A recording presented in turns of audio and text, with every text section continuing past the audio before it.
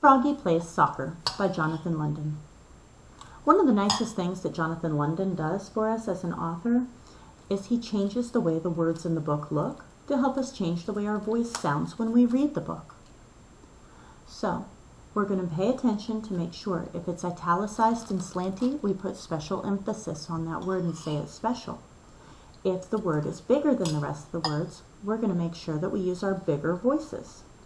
And if the word has extra letters to stretch it into a really long word, we're going to stretch our sounds into a really long word to make it sound like we're really that character. We're also going to pay attention to how the character feels and what character trait he's showing us in this book. That helps us read with expression as well. Froggy Plays Soccer.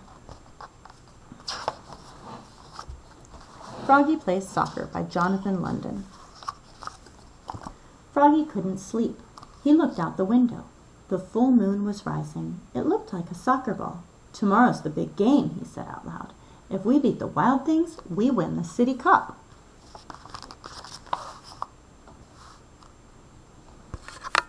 In the morning, Froggy was bursting to go. He pulled on his underwear, zap, tugged on his soccer shorts, zeep, snagged on his shin guards, snap, wiggled on his soccer shirt, zim, pulled on his soccer socks, zoop, and put on his cleats, zup zup. "Froggy!" called his father. Froggy's father was the assistant coach. "What?" "Let's go, we'll be late for the game." Froggy flopped outside. Flop, flop, flop. "Remember," said Froggy's dad, "only the goalie can catch the ball, and you're not the goalie. Now repeat after me. Head it, boot it, knee it, shoot it, but don't use your hands." Do you see how dark those letters are for "but don't use your hands"? Let's look carefully at it. Look how big those words are. They're all uppercase, and they're really thick and dark.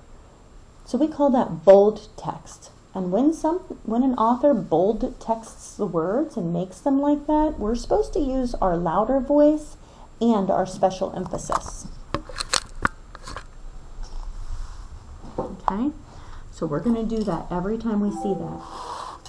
And Froggy sang, "Head it, boot it, knee it, shoot it, but don't use your hands." All the way to the soccer field. At the soccer field, the coach, Max's mother, said, "We're a team. We're the dream team. Hooray!" screamed the dream team. Soon the game was on. Froggy was doing cartwheels. Froggy was picking daisies. Froggy was picking his nose. Is that how we play soccer? No, he's doing other things that are distracting him. The ball bounced off his chest. He gave it a mighty kick and missed the ball. He needs to focus. He's very distracted.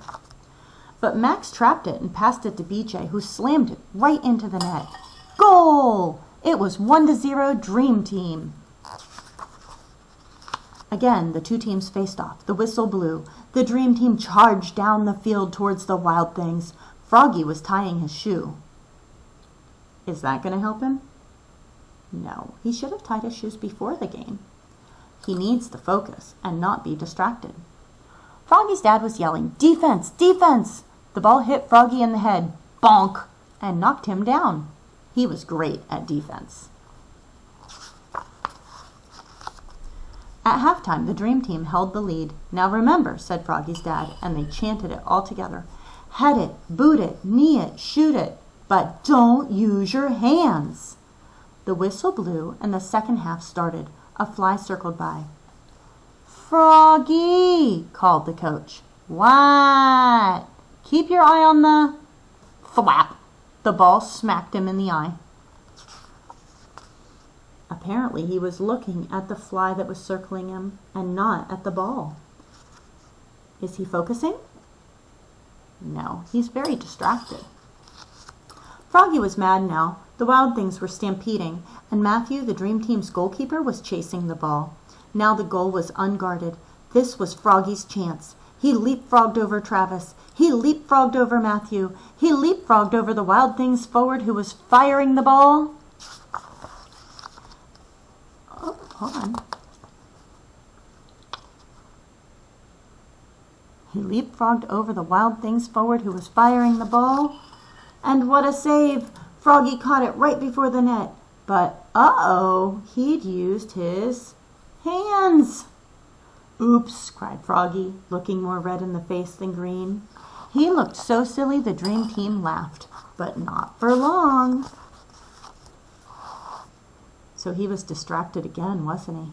He tried to focus, but then he used his hands because he was distracted. The penalty for using his hands was a free kick at the goal for the Wild Things. The Wild Things star forward kicked and scored. Now it was a tied game. But it wasn't over yet, and when there was 1 minute left, the crowd went crazy. The clock was ticking, and the ball was coming right toward Froggy. Do you hear me using my expression to be excited? Sort of like the end of the game is coming and we don't know what's going to happen? Yeah, you have to think about what's happening in the book to make your voice sound right, too. That's how good readers read with expression. Help me out.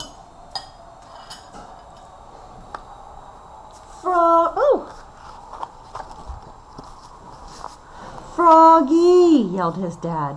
What? But Froggy knew what to do. He jammed his hands in his armpits. He stuffed them in his pockets. He stuck them in his mouth.